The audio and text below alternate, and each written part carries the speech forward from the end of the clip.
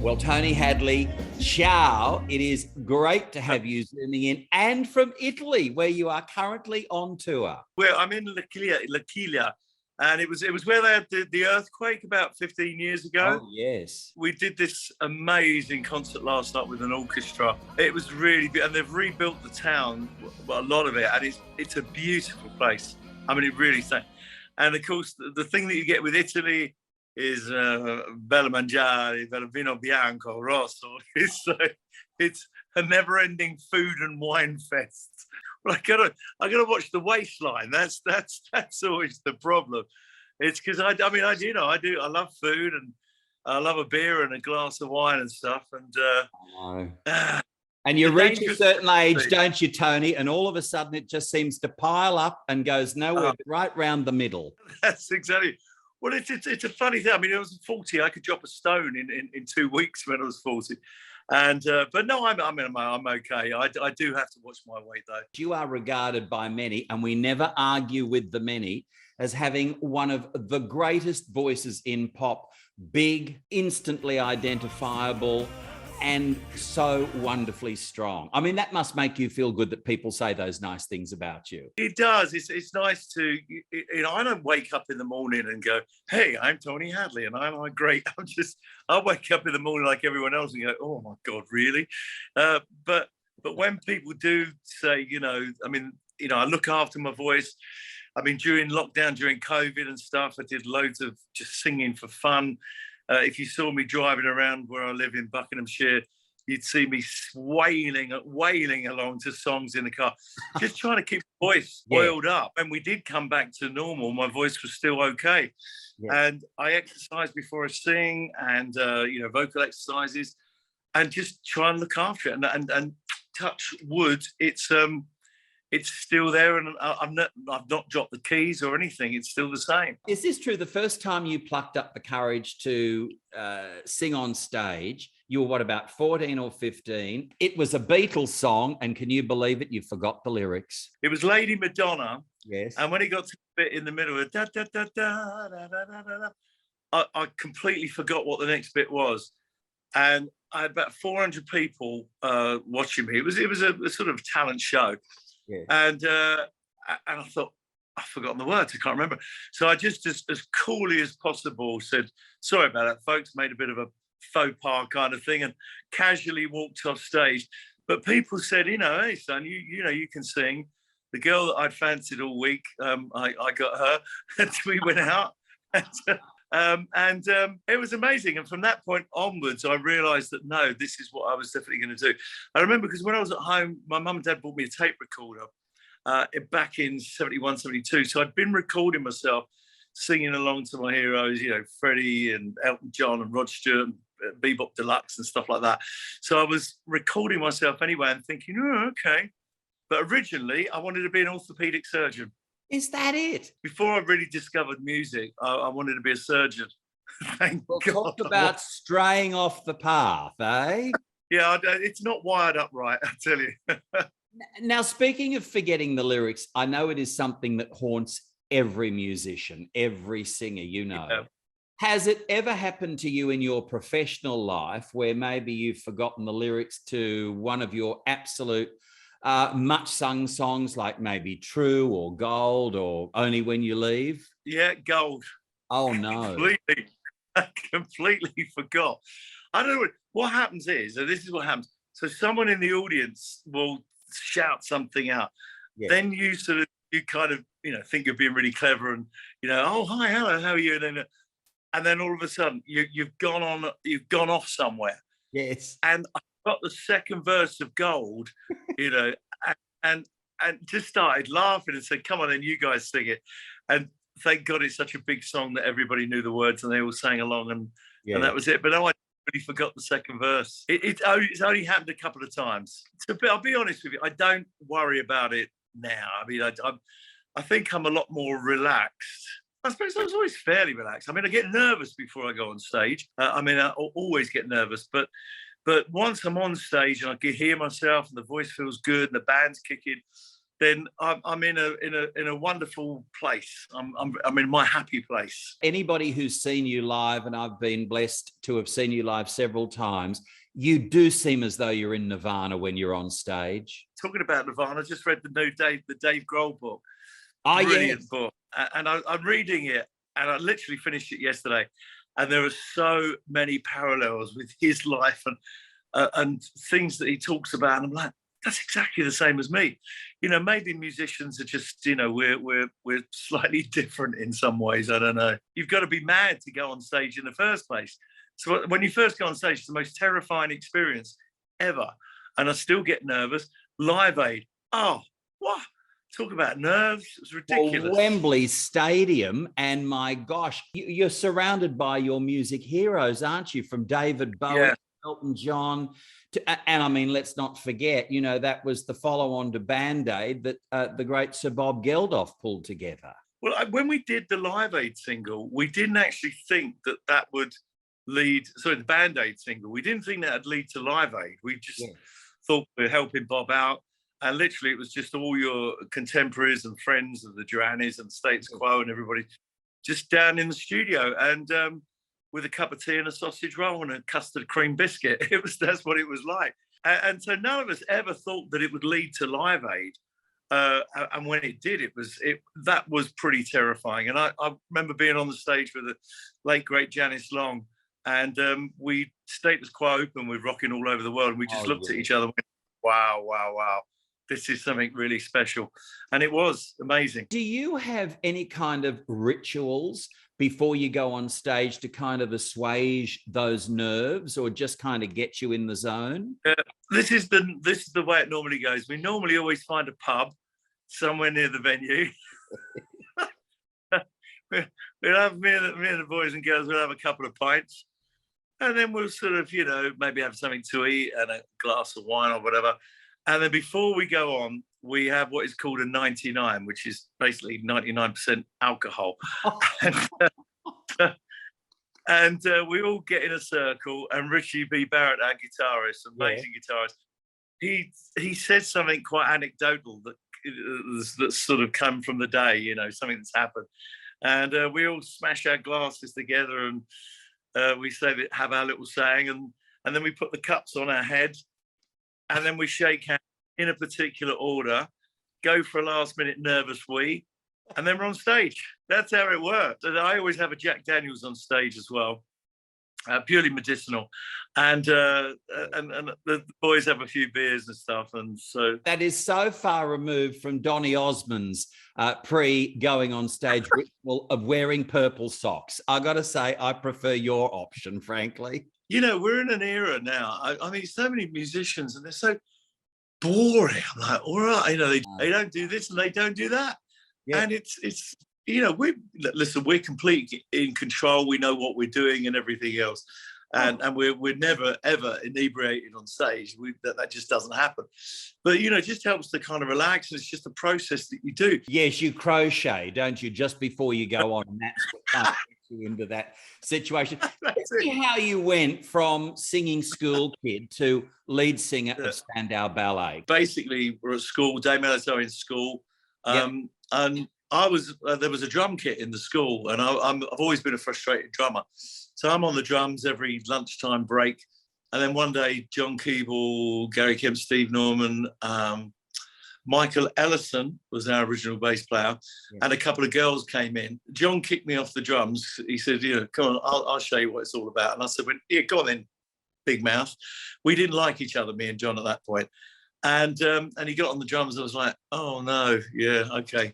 I better look for a second job. And he was brilliant, of course. So I used to go down and watch them. And they had the two girls as singers, and bless them. And I'm sorry, I can't remember your names, but and I thought, this is rubbish. You need a proper singer. And it was Steve Norman that said to me, Tone, we're looking for a singer. And I'm saying, look, I'm your man. I'm the person.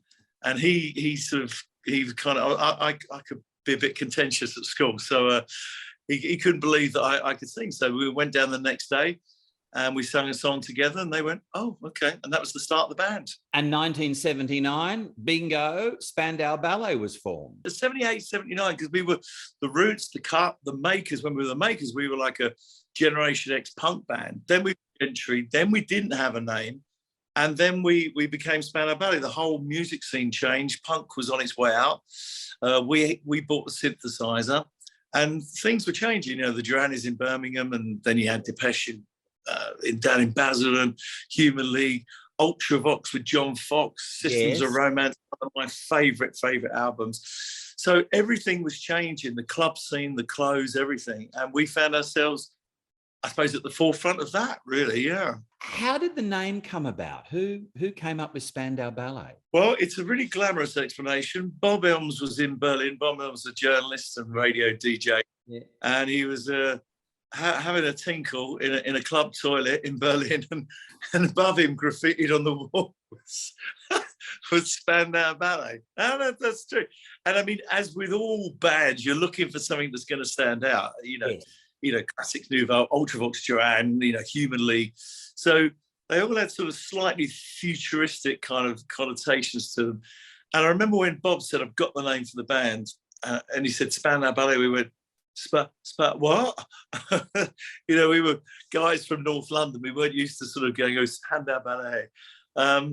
So that was it, and then it stuck, yeah. And it certainly did stuck, and you went on to become one of Britain's best 80s bands, without question, still so loved today. What was that level of fame like? Because you guys became absolute superstars. To begin with the first two albums, Journey to Glory and Diamond, I mean, you guys were with us at the, you know, literally from to cut the story short. But we never sold loads and loads of albums. It wasn't until the True album that we really started to break through, and then True was #1 in 21 countries around the world, top 5 in America for 4 weeks. So then the whole thing changes, your whole life changes. If we hadn't had that album, we probably would have been dropped. Yeah. I mean, today it's even worse. I mean, you have one single flop and you're dropped. And you're out. But yeah, and you're out. But we got to the True album, things changed. I mean, you know, as I said, we're in Italy at the moment, but Italy was crazy. And there's something called the San Remo Festival in Italy, which is a big talent festival, music festival, televised. And in 1986, both Duran and Spandau attended it. And it was like the Beatles, but 5 times more. It was crazy.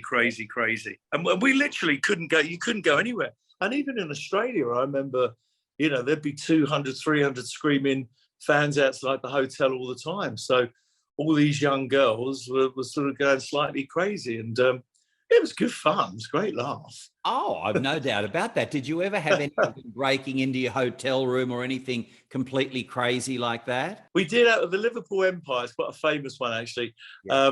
She married a famous manager, a music manager eventually, anyway, but she climbed the drain pipe, climbed up. I mean, the whole theatre was surrounded by security. So this girl decided to climb the drain pipe. So dangerous. And then we heard this knocking on the window. We opened the window. There's this poor girl who literally shimmied up to sort of, you know, 1 floor and a half. So we dragged her in, and we didn't push her out. We dragged her in and sort of said, what the hell are you doing? And anyway, we sort of had pictures with her and stuff, and gave her a cup of tea. It was a worthy effort for a picture, that's for sure. I think commendable. I mean, it deserves a medal. But totally. Yeah, there's been some interesting moments, definitely. 1985, and as well, of course, as Live Aid, you flew to New Zealand to see Freddie Mercury and the fabulous concert. There was, as I understand the story, Tony, a boozy lunch, and somehow you wind up on stage. Is that right? Right. Okay. So I'll tell you the story. Right. Yes. So Spandau, first time down under. We did an amazing Australian tour. My son Tom, who's now 38, took his first steps at the Steeple Townhouse. Yes. And he's a lovely lad. And then we cancelled for some reason. The New Zealand tour was cancelled, and to this day I still don't know why. So I thought, well, we got 2 weeks off. So I said, well, Freddie and the boys are playing over in Auckland. So I flew over, went down to the sound check, and and saw all the boys and stuff. And then Freddie said, well, do you fancy a drink? So I said, yeah, all right, Fred, So we went to the hotel bar. We were staying in the hotel.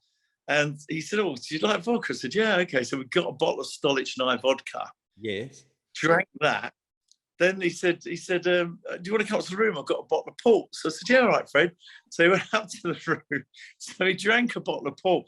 Now, remember, in a few hours' time, he had a show. And in the end, I went, Fred, I've got to have a lie down, Anyway, he said, do you want to come on stage, darling? So I said, yeah, all right, come. He said, do you want to do Jailhouse Rock? I said, okay. I said, well, I can't remember the words. He said, well, neither can I, but we'll just make them up.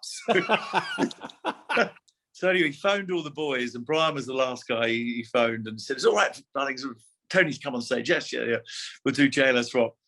And at one point, Freddie came over to the piano and he sort of prostrated himself on the piano and he just looked at me and said, Hadley, you blah, blah, I'm so pissed. And then flounced back on stage again. And when I went on, I mean, I was playing air guitar with Brian and me and Fred were hamming it up. I mean, did I know the words? I go, and that's what it was. I was like a pub singer in front of 40,000 people. And to cap it all, I was told to keep a low profile. Oh, right. Mercifully before mobile phones. Oh, well, there are two pictures that exist. They're in the book. Right. And they're the only two pictures that exist of myself and Freddie together on stage. And he was a fantastic man. He gave a lot of advice as a young singer. And all the boys. Last time we were in Adelaide, just before lockdown, yes. Roger came to see the show at the Gov, and our drummer Tim By is a massive Roger Taylor fan, so we all had a good drink and some pictures afterwards, and just reminisced. Really, it was lovely, really lovely. Tell me what the real Freddie Mercury was like, the Freddie that you got to know. Well, he was quite quiet, because what you saw on stage was, with all the the prancing around and everything else, wasn't really Freddie, which I suppose is true of a lot of performers, really. What you're like on and off stage are two entirely different things. But he was quite quiet off stage, but just really nice, and you could have a good chat. He gave me advice as a singer as to, to always make sure, never apologize for anything. You're the people that people are looking at. So you've got to contact the audience. You've got to relate to them. And so we had lots and lots of chats and stuff. And he was just a lovely, lovely man. Very, very sad when he died. Very sad. Yes. Did that knock you about, his death? I was in LA, actually, at Le Parc Hotel in West Hollywood. There I was, sitting having a drink at the bar, and it came on the news. I mean, I'd seen Freddie and Montserrat. They did a performance at the Coup Club in Ibiza. And I remember Freddie, I said, hi, Fred, all right. And so I Montserrat, and went to give him a hug, and he said, you sure you want to do that? I went, Fred, shut up. It's like, I gave him a hug. It was, yeah. He wasn't very well, bless him. Good guy. Have you been able to see the movie Bohemian Rhapsody? Yeah, it's brilliant. It's amazing, and it's also sad as well. But yeah, I mean, they got the people really spot on the film. I'll be honest with you. I didn't watch it for a long time, and then my wife Ali said, we should watch the film, and I said, yeah. It was a tough watch. Tony, have you caught up with the news regarding John Farnham, one of the great Australian voices, and his cancer situation? No, I have to say this is a first. I didn't realise that. I wish him all the best, because he's a fantastic guy. So I worked with him at the Prince's Trust, and I was blown away by his voice. I said to him, wow, mate, you've got a voice that is absolutely incredible. And he was amazing voice, a lovely, lovely man. I wish him all the best. He's a fantastic guy, really cool guy. 2017, and you quit Spandau Ballet for good, saying irreconcilable differences. Yeah, that's right. You know, there's always that, isn't there, when it comes to a divorce? Oh. And I remember you saying at the time that it was incredibly sad, but also it had become quite messy. Do those things kind of work themselves out down the track? No, I mean, listen, I've got to the point, and I've said this on stage when we were doing the performances, because the show that we've got in the UK was sort of almost entirely bringing to Australia.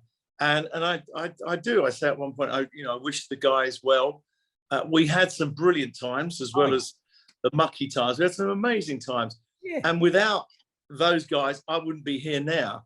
So I thank them for that. But in 2017, it just got to the point where I couldn't do that anymore. If these were meant to be my friends, then God help who my enemies were. But they're doing things that just were not very pleasant. And I thought, I can't do this anymore. I think you get to a point in life, and it's an age thing, really, where you think, I've got amazing 5 beautiful kids, beautiful wife. Yeah. I've got great family and friends. The TH band, I love them to bits.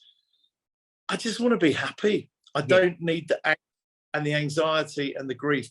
And so I quit, and that really is the end of it. I'm one of these people that when I finally get to the point of that's it, then that's really it. I think you said at one point in time you advice to any up-and-coming bandmates, no matter how close, no matter whether you're old school chums or whatever, always have a contract. Is that right? Yeah, it's funny because I was asked on TV and they said, what advice would you give your younger self? And I said, take independent legal advice. And everybody in the studio laughed.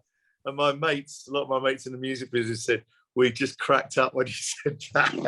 I mean, as you probably guessed, I sort of wear my heart on my sleeve. So, it's there's no sort of, it is what it is. Tone is what he is. And I think it's really, really sad that it came to that. I just don't understand it. But there you go. That's life. I know that's life. It was an issue over royalties. Your hand was forced, and so that's how it goes. Ross William Wilde, of course, who took over as Spandau Ballet's lead singer, he didn't last long. I can only imagine, Tony, that Gary and Martin Kemp are not top of your Chrissy card list. How'd you guess that? Oh, I don't know. Call me Doris Stokes. I had it in the waters, as they say. Look, since quitting Spandau Ballet, you've formed, as you say, the fabulous Tony Hadley Band. And you're set to tour Australia in September, Australia and New Zealand. And we can't wait. Tell me what fans are in for. The one thing you have to do is you always make sure that you play your hits. Yes. I've seen so many artists thinking they're being so clever or whatever. Oh, I'm not going to play all my hits. That's rubbish. That is rubbish.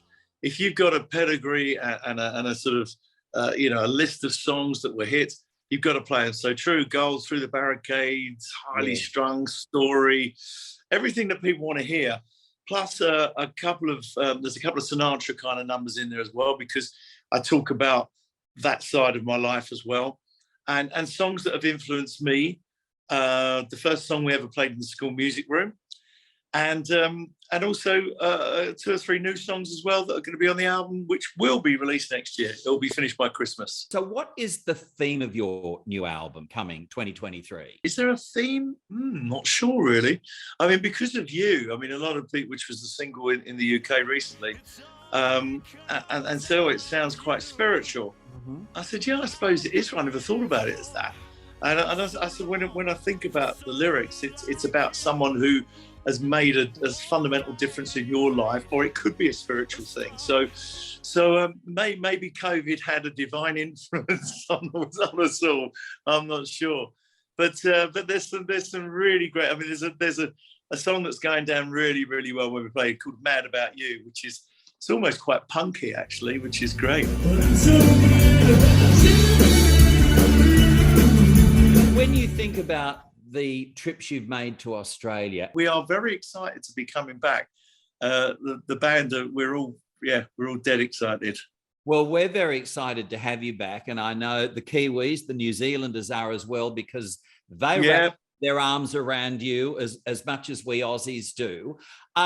So you kick off your tour in Australia and then heading to New Zealand in September. You've got the new album out, 2023, plus your book, Tony Hadley, A Life in Pictures. Tell me a little about that. Well, it was a friend of mine who's a sports journalist, and he said, look, I've got an idea for a book. And I said, Harry, I don't want to do another book. I really don't. He said, this is going to be different. This is going to be different. It'll be, why don't you do a picture book? So I thought, okay, actually, it could be a legacy for the kids and stuff like that. And so we then got in contact with loads of photographers from the past. But what I didn't want was loads of publicity pictures. I wanted stuff that people had never seen, stuff that I've never seen. Yeah. So it's a picture book full of personal pictures, some wonderful shots, like modern day shots of me and the band at festivals, but also amazing shots of the period when we were dressed like Robin Hood or we were wearing our mum's blouse. So it was. So it's a really sort of, and it's kind of little stories by every picture. There's a great picture. There's myself, I think Gary, Bob Geldof, Elton John, just on a mid-year, just on the pitch. Yeah. I think it was the day before Live Aid, just having a chat. I'd never seen that picture before. So, and there I am with like my musical heroes, and my mates. It's kind of fantastic, yeah. You must pinch yourself sometimes, Tony, looking back over your 40 plus years as a music great. As you say, you've had the chance to be with or work on stage or in a studio with some absolute legends, Joe Cocker, James Brown, Freddie Mercury, of course. What is it? I mean, do you pinch yourself? Even somebody like you, do you think, my God, I can't believe I'm on stage having had a bottle of port with Freddie Mercury, or I'm there with Rock and Rod Stewart, or the fabulous Joe? Yeah, I mean, I do. I mean, I love music. I mean, I absolutely love music. I drive my wife mad. She says, oh, you sometimes just switch off, because I'm always listening to music. And I love it. And when you meet your heroes, music, even, like Ricky Wilson from the Kaiser Chiefs is a good mate. And I love the Kaiser Chiefs, absolutely fantastic band. So meeting even modern music, Scouting for Girls, great bunch of lads, Roy and the lads. So meeting even, modern musicians, I still get a kick out of. But also meeting your heroes that were on top of the pops, like Rod, Elton, and, or Dave Gilmour from Pink Floyd or whatever. These are people that I grew up listening to. These are people that I sort of, wow, they're my heroes. And so I still get a big kick out of it, yeah. Little known fact, you're an absolutely massive Sir Michael Caine fan, right? Yeah, he's one of my favourite actors. Yeah. And I mean, there's a quick story. So I was with Bob Hoskins, and we were at the Savoy in London, and we were at a charity fundraising do. And I brought along a gold disc or whatever to auction. And Michael Caine was on the other table. And I said to Bob, Bob, do you know Michael Caine? Do I know Michael Caine? Yeah, I know Michael. I'll cut out all the swear words. Bob likes a swear word. Bless him, he's a great. I know Michael. I said, couldn't introduce him to me. I said, yeah, cool, Shucket. Michael, Tony Hadley. Hello. I said, oh, Michael. I said, you're absolutely one of my heroes. You won't know who I am. He said, no, you are. He said, you've been driving me mad with your music over the years. My girls have been playing us stuff in the bedrooms. And I was like, Michael Caine knows who I am. Wow, that's amazing. That's incredible. And sorry, it was not the best accent in the world. I've got to say, it's not bad, but the story's an absolute ripper. I mean, Bob Hoskins, we were mates, and I loved Bob. He was fantastic, him and his wife, Linda. And then to sort of meet Michael Caine, and he knew who I was, that was probably one of my greatest moments, actually. Oh, apart from meeting the Queen. So I'm going to throw that one in as well. What is Her Majesty like up close and personal? It's quite incredible. It's the most nerve-wracking thing to meet the Queen. And she came along, and she's quite sort of small, but absolutely charming. I mean, just lovely. And yeah, it was a real, that was, wow. And that was amazing. That was incredible. There've been reports lately that Gary Kemp wants you to consider a reunion. Is this a possible, or Tony, are you done and dusted? They'd love me to do a reunion, but they know what they did. What they did was not very pleasant. It really affected me and my family. and those around me. They, you know, for instance, Ross William Wilde was sacked on live TV and they didn't even tell him. So I think that says it all about the kind of people they are. Steve Norman, who I'm in touch with, and you know, he didn't even know. He's watching TV and is like, "What? What's going on?" Yeah. So you know, I'm happy.